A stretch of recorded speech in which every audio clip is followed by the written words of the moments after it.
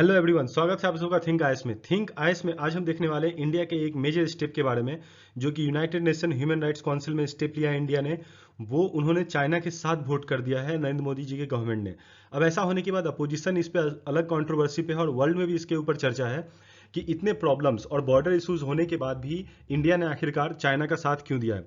तो हम उसे जानेंगे कि इंडिया ने सच में ये पॉलिटिकली करेक्ट किया है या फिर गलत किया है।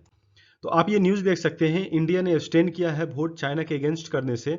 और ह्यूमन राइट्स काउंसिल जो कि उइगर मुस्लिम्स के ऊपर था, उसमें उन्होंने जब वर्ल्ड के 24 कंट्रीज साथ मिल के आए कि हम चाइना को कंडेम करना चाहते हैं और इस पर डिबेट और डिस्कशन करेंगे, तो इसने इंडिया ने टोटली इग्नोर कर दिया और एब्सटेन कर दिया और कहा कि हम ह्यूमन राइट्स देखते हैं और वो इंटरनल मैटर्स को खुद से सुलझाएंगे। अब अगर आप देखो तो ये मैप मैं आपको जानबूझ के दिखाना चाह रहा हूँ, आप इसे समझने की कोशिश कीजिएगा। एक्चुअली ये रहा हमारा प्यारा कंट्री इंडिया। और इंडिया ने ऐसा किया क्यों है, हमें मैप के थ्रू और जियोपॉलिटिकल अंडरस्टैंडिंग के थ्रू आपको ये पता चल जाएगा। आप ये इंडिया का मैप देख रहे हैं और चाइना यहाँ पे स्थित है। अब जब चाइना यहाँ पे स्थित है तो एक्चुअली में जो जिंगजियांग प्रोविंस है वो यहाँ पे आता है और वो पाकिस्तान ऑक्यूपाइड कश्मीर और जो हमारा अक्साई चीन है उसके पास है। अब ऐसा होने के साथ इंडिया के लिए एक बहुत ही बड़ा ट्रांजिट मूव इंडिया ने लिया है चाइना का साथ दे करके। ऐसा करने से वो चाइना को ये नहीं जताना चाह रहे हैं कि एक्चुअली हम आपके साथ हैं, बस उनको ये जताना चाह रहे हैं कि हम जब आपके इंटरनल मैटर्स में इंटरफेयर नहीं करते हैं तो आप हमें इंटरनल मैटर्स में अफेयर्स में कोई इंटरफेरेंस नहीं देंगे। अभी आपने देखा होगा कि पीएम मोदी ने कॉन्ग्रेचुलेट किया है पीपल लिबरेशन आर्मी के जो न्यू डे सेलिब्रेट किया गया है उसमें जाई जिनपिंग को।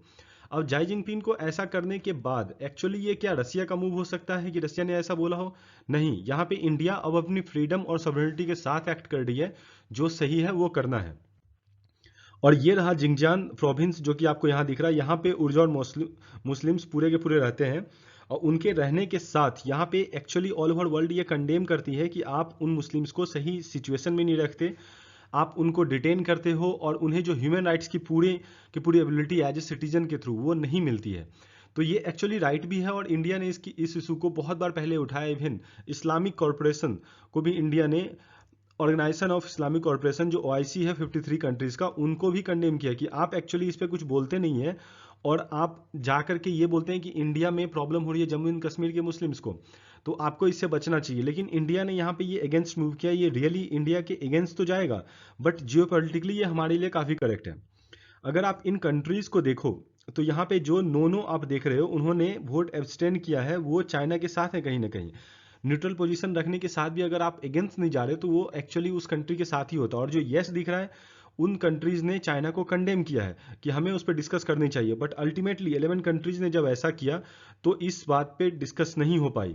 तो यहाँ पे अगर आप मुझसे पूछो तो मेरे ख्याल से तो चाइना ने शायद ये गलत कर तो रहे हैं ये उइगर मुस्लिम्स के साथ, और इंडिया का भी शायद ये गलत स्टेप है कि इंडिया ने वोट एब्सटेंड कर दिया।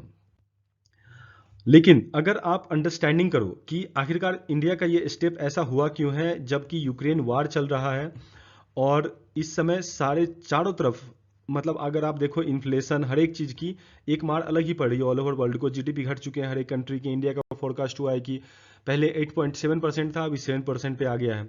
तो इन सब चीज़ों के साथ इंडिया बस ये चाइना को बताना चाह रहा है कि इंटरनल मैटर्स इंडिया की एक कोर पॉलिसी है जिसको कि इंडिया हमेशा से फॉलो करता आ रहा है और बोलता आ रहा है हर एक कंट्री को कि हम आपके कोर मैटर में इंटरफेयर नहीं करेंगे, आप हमारे मैटर्स में इंटरफेयर मत करो। तो ये शायद इंडिया का वो लास्ट स्टेप होगा जो कि इंडिया लेना चाहता होगा और चाइना को समझाना चाहता है। और जैसा कि आप जानते हैं कि इंडिया की अभी जो फॉरेन पॉलिसी काफ़ी इंडिपेंडेंट है। एस जयशंकर काफ़ी प्रोवोकिव होकर के इवन यूरोपियन यूनियन और चाइना को हर एक जगह पे जाकर के बोल रहे हैं कि आपका वार हमारा वार नहीं है, तो आपको उस तरह से देखना चाहिए।